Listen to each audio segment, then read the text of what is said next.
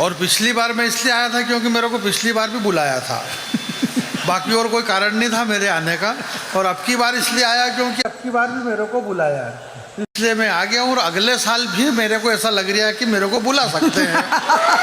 और नहीं बुलाए तो भी कोई बात नहीं, अपन बड़े कवि की गिनती में तो आ ही गए हैं, जैसा कि भैया ने बता दिया।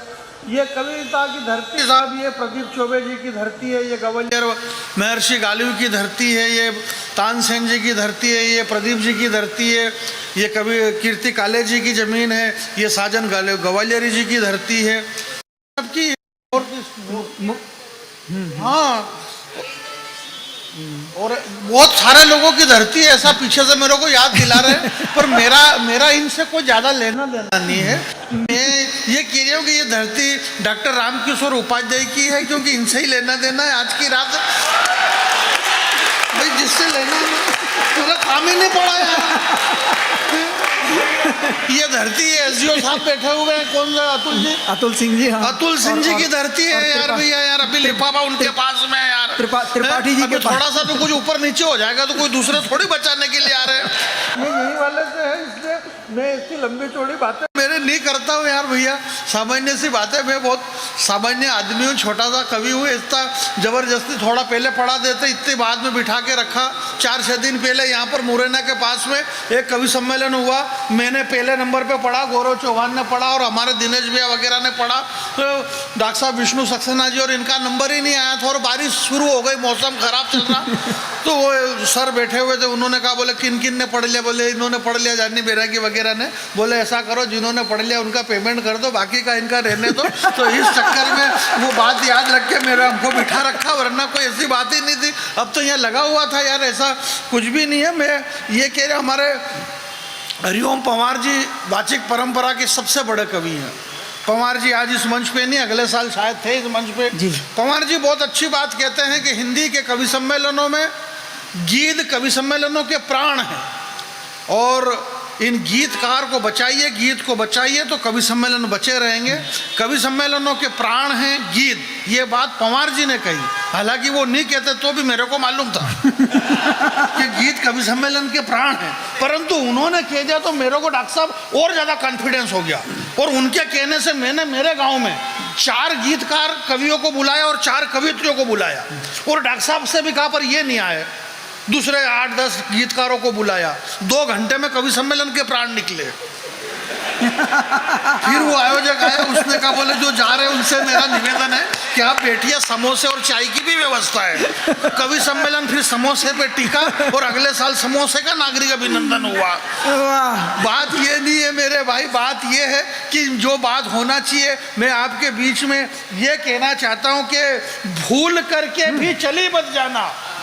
जरा यहाँ बहुत कम लोग बचे हुए हैं, और वाजपेयी जी के हिस्से में और कीर्ति दीदी के हिस्से में बचे हुए हैं, हमारे हिस्से में तो है ही नहीं।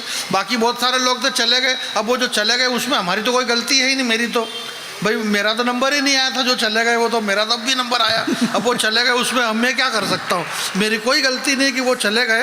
परंतु फिर भी मैं ये कह रहा हूँ कि अभी हमारे डॉक्टर साहब ने कहा कि वे बड़े ईश्वरवादी व्यक्ति, इतना बड़ा कवि अगर ईश्वर का नाम लेकर के अपना गीत शुरू करता है तो डॉक्टर साहब बड़े ईश्वरवादी कवि हैं। अभी 15-20 दिन पहले एक ईश्वर के लेकर के एक बहुत बड़ी डिबेट हुई, 2 घंटे की डिबेट चली, जावेद अख्तर और एक मौलाना साहब दोनों में।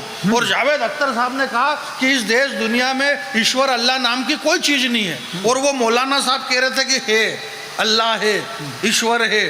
2 घंटे की डिबेट पूरे देश में वायरल हुई। मेरा ये मानना कि जावेद साहब ये कह रहे थे, जावेद अख्तर साहब के ईश्वर अल्लाह नहीं है।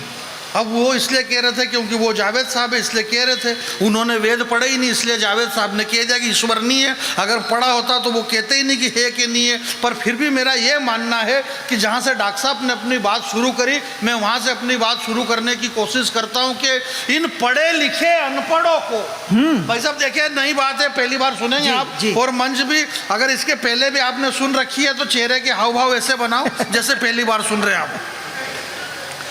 इन पढ़े लिखे अनपढ़ों को शायद इस बात का भान ही नहीं है, इन्होंने अंदर झांक करके देखा ही नहीं और कह दिया कि बाहर भगवान ही नहीं है।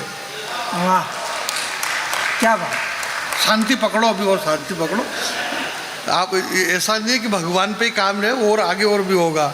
इन पढ़े लिखे अनपढ़ों को शायद इस बात का भान ही नहीं है, इन्होंने अंदर झांक करके देखा ही नहीं और कह दिया कि बाहर भगवान नहीं है। ये तो हमें पता है कि भगवान होते नहीं, भगवान माने जाते हैं। यानी कि जैसे माता पिता को हम भगवान मान लेते हैं। एक अच्छे डॉक्टर जिसने ऑपरेशन किया बोले ये भगवान के बराबर है, ये माता पिता भगवान के बराबर, गंगा नदी भगवान के बराबर, ये वृक्ष भगवान के बराबर। ये हमें पता है कि भगवान होते नहीं है। एक नया प्रयोग देखना, ये हमें पता है कि भगवान होते नहीं, भगवान माने जाते हैं, परंतु तुम्हारे इन बेहुदा बयानों से तुम्हें पता है कि हमें कितना गम है। यार हमारे लिए जो सरहदों पे खड़े हुए हैं वो क्या भगवान से कम है? आपकी तालियां कमजोर है मेरे भाई। तुम्हारे ये सब पता नहीं ऐसे ऐसे चमत्कार क्यों हो रहे आज।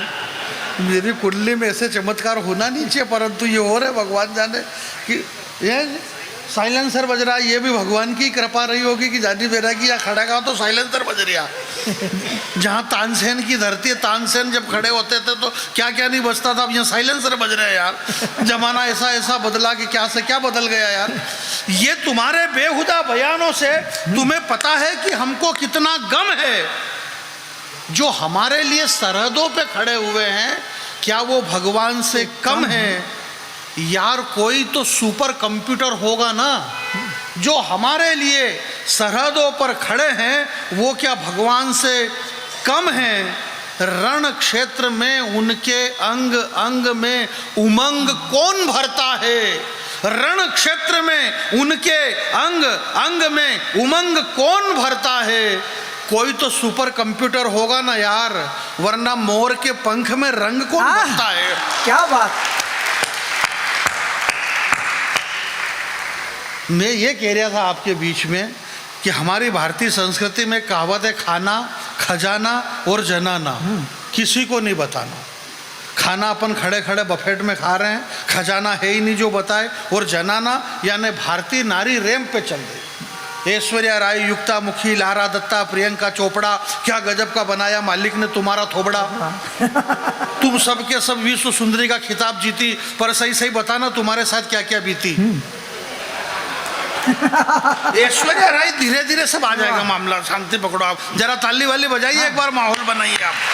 ऐश्वर्या राय, युक्ता मुखी, लारा दत्ता, प्रियंका चोपड़ा, क्या गजब का बनाया मालिक ने तुम्हारा थोबड़ा। तुम सबके सब विश्व सुंदरी का खिताब जीती, पर सही सही बताना तुम्हारे साथ क्या क्या बीती। अरे ऐश्वर्या राय, तूने सिर्फ सुंदरी शब्द चुना है, विश्व सुंदरी का नाम तेरे बाप ने भी नहीं सुना है। विश्व सुंदरी का नाम सुनेगा तो अपने आप को भूल जाएगी, और विश्व सुंदरी का चरित्र सुनेगा तो तेरी आंखें खुल जाएगी। विश्व सुंदरी बनने के लिए जमाने से जूझना पड़ता है, और विश्व सुंदरी बनने के लिए धधकते अंगारों पे कूदना पड़ता है। विश्व सुंदरी तो वो चित्तौड़ की महारानी पद्मिनी थी, जिसकी सुंदरता के आगे आईना तक टूट गया था, और पानी में चेहरा देखा था अलाउद्दीन खिलजी ने, उसका भी पसीना छूट गया था।